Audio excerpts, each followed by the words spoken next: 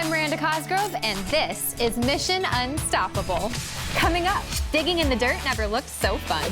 Discover the team finding fossils in modern-day LA. The sloths that we find here got to be like the size of hippopotamuses. Then, these little atoms are making a big bang. I spilled the STEM tea on how they're turning the dream of limitless energy into reality. Don't worry, I got you. And don't let the world beyond your windshield distract you. Dr. Brain says it's the smart thing to do. Make sure you keep your eyes on the road and your brain focused on the task at hand. Then, discover the secrets waiting in the walls of this science project. Would you mind helping us test it out? Absolutely. Get ready to meet the scientists, inventors, and heroes who help make our world a better place. The future is here. The mission, unstoppable. When you think of the Ice Age, I bet you don't think of sunny Los Angeles. But the Brea Tar Pits right here in LA have a lot to tell us about prehistoric life. Danny has more.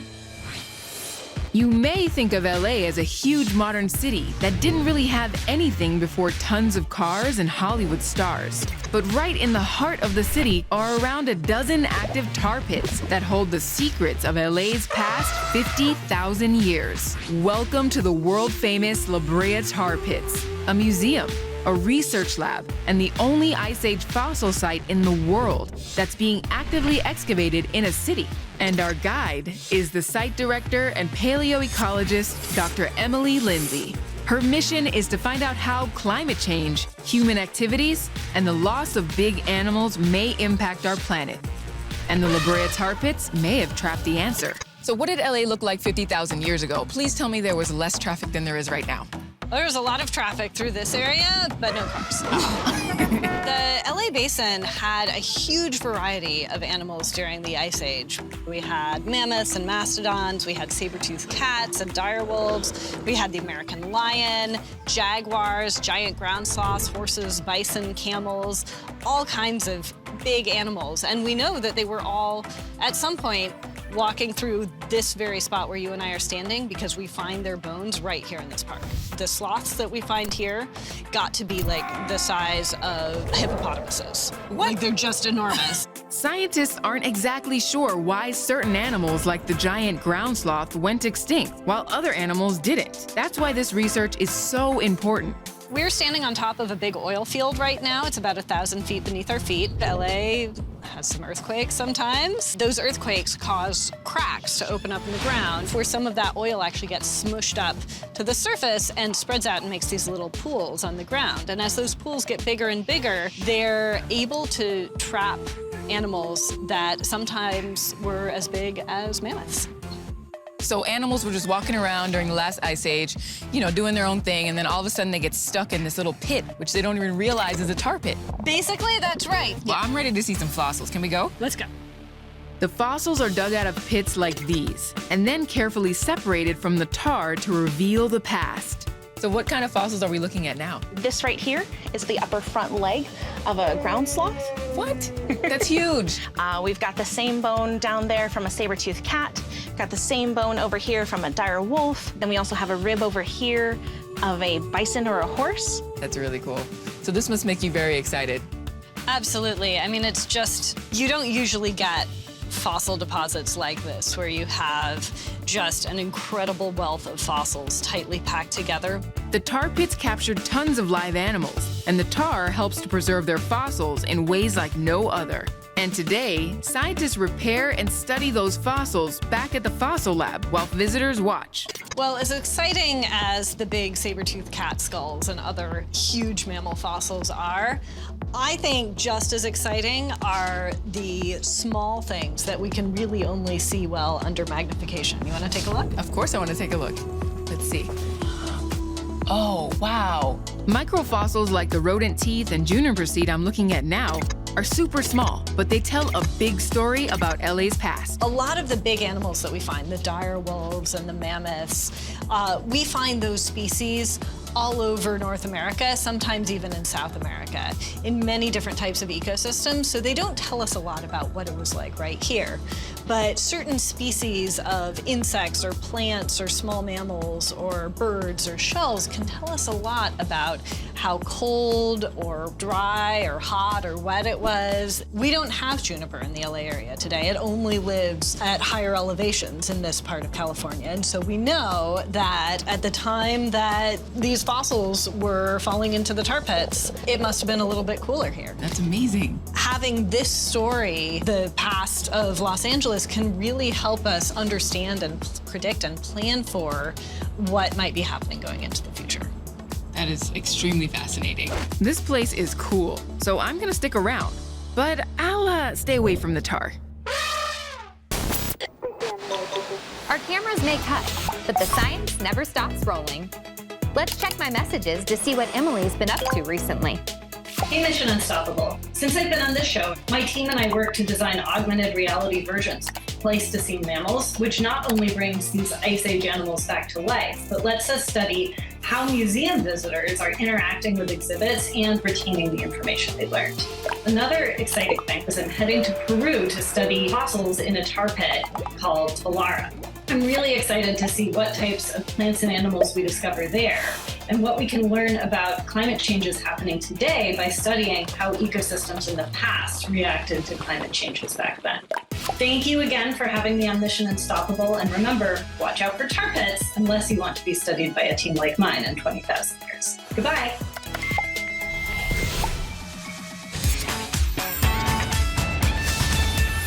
Groundbreaking science. It's all the rage. The James Webb Telescope, changing asteroid trajectories, the internet, and now, nuclear fusion. And on December 5th, 2022, Lawrence Livermore National Laboratory's National Ignition Facility achieved one of those science breakthroughs by performing a nuclear fusion experiment in which they were able to create more power than they'd put in. Meaning, we're this much closer to creating limitless clean energy. And nothing pairs better with free energy than a big serving of stem tea.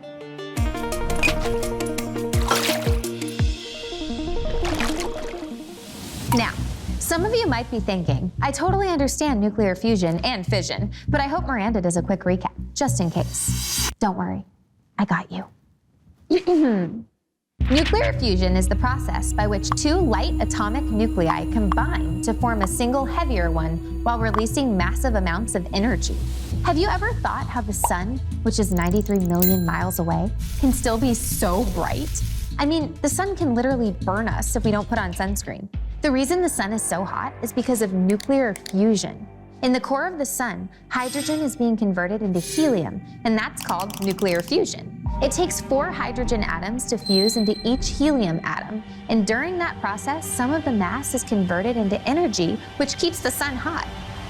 Wait, so if nuclear fusion happens in the sun and stars, how did Lawrence Livermore National Laboratory, or as I call it, Larry Lab, yeah, we're on a nickname basis now, achieve such a feat here on Earth? First, you need a facility that is 85 feet tall and the length of 3 football fields. Next, you need not 1, but 2 parallel laser bays. What's a laser bay? It doesn't mean laser Beyonce. It's actually a whole bunch of the world's highest energy lasers, a total of 192 of them. You need that many lasers to deliver the same types of temperatures and pressures that exist in cores of stars and giant planets. Each laser beam zooms through the main amplifier, which traps the light, forcing it to travel back and forth 4 times, ensuring that the beams are high quality, uniform, and smooth, which is also how I like my smoothies. The beam then makes a final pass through the power amplifier, which has now grown from 1/1000th of a joule to 4 million joules in a few millionths of a second. I know there's a lot of laser stuff going on, but the lasers are the cool part. The beams then travel to the 2 10-story switch yards, where they're split into quads of 2x2 arrays via a series of transport mirrors before entering the target chamber. Finally, the laser pulses are converted from 4 million joules infrared to more than 2 million joules ultraviolet energy and focused onto the target. And that entire 1,500-meter journey takes only about 5 microseconds. To put that into perspective, it would probably take you, on average, about 15 minutes to walk 1,500 meters.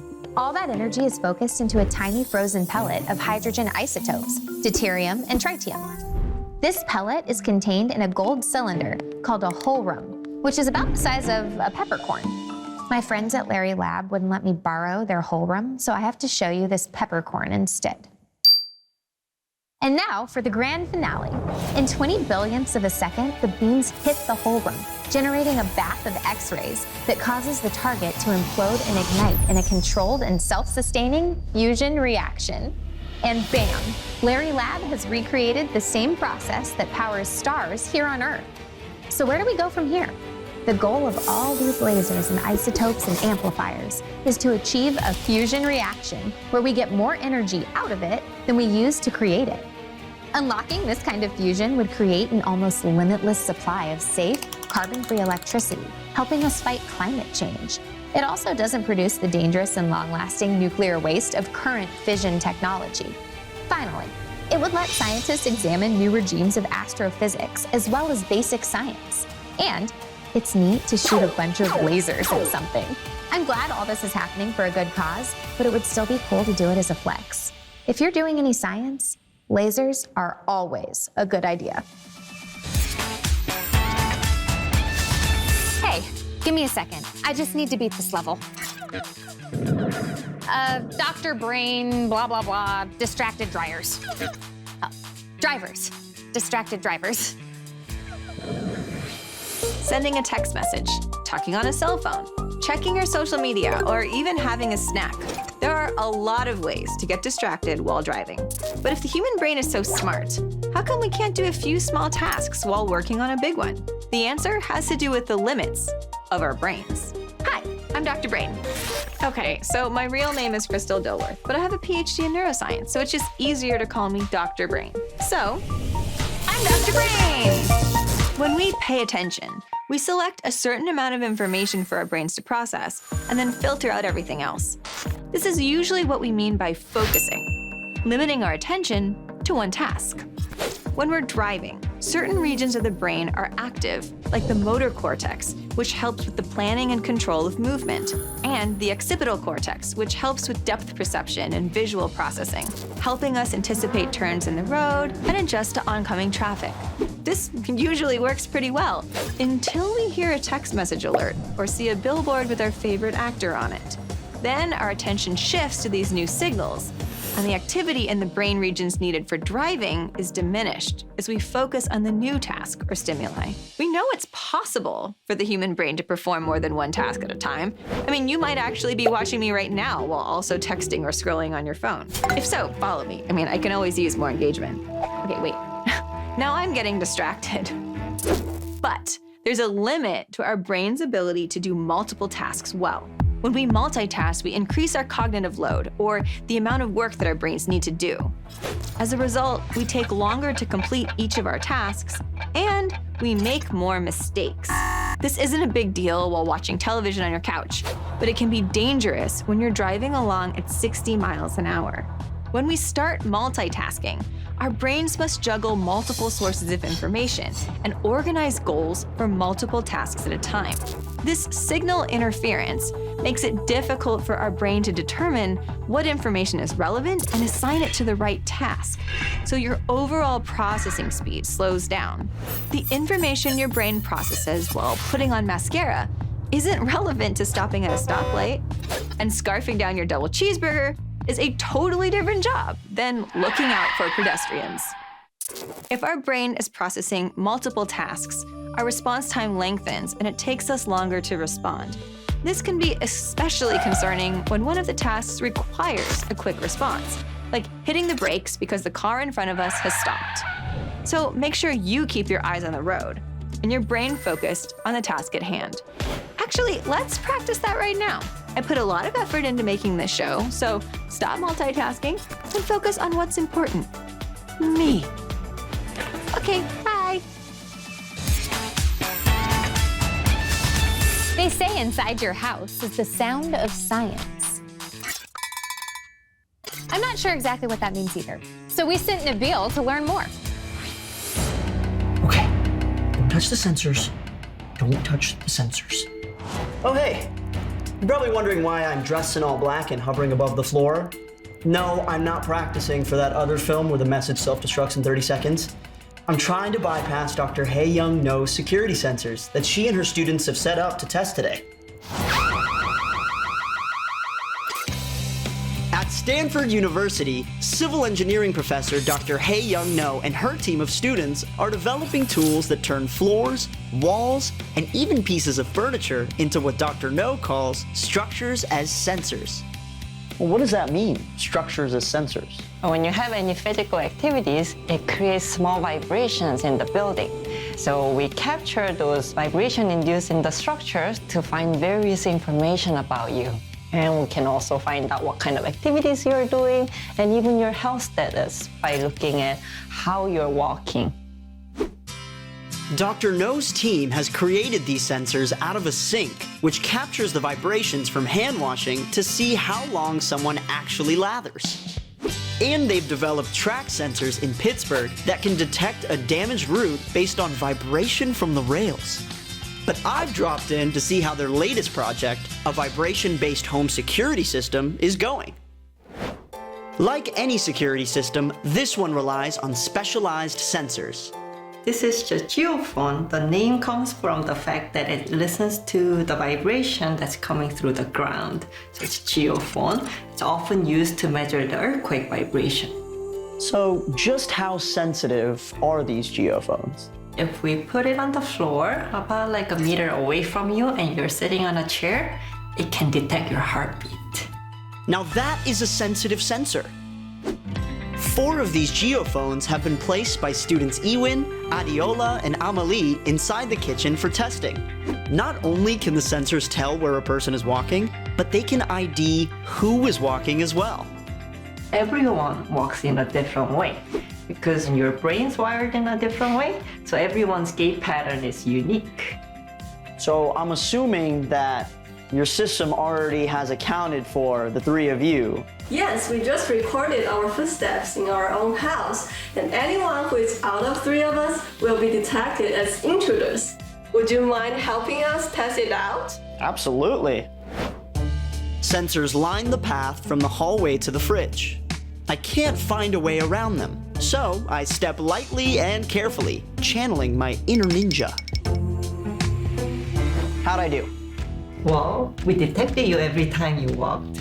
What? Seriously? Every time. You can see here, initially you're being very sneaky. Nice. So the impulses are small, but we're still picking them up. And they saw that you were an intruder every time. Wow, you weren't kidding when you said that everyone has a unique footprint. I mean, I did not stand a chance, which is probably a good thing, because that means the system works. So, intruders beware. The structures will tell all your secrets. You can get all this information if you can just listen. Welcome back. Before we go, we have one last thing. Science is inherently creative. Everything you're trying to learn is something that nobody knows yet. You have to be creative to come up with both the new questions and new ways of getting answers to these questions that nobody's ever thought of. Try what you like to do.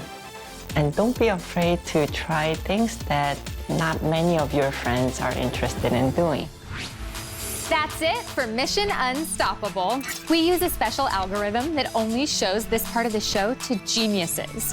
Just don't go bragging about it. We don't want to make everybody else feel bad. Bye.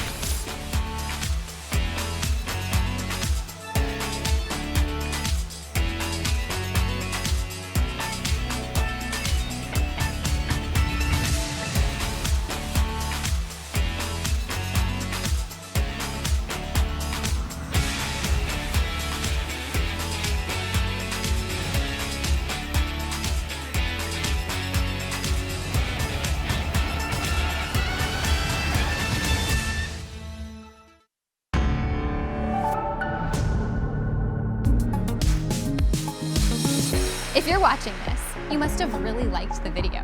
Make sure you follow and subscribe, and check out these other videos that are even better. No, really. I've seen this one over 100 times.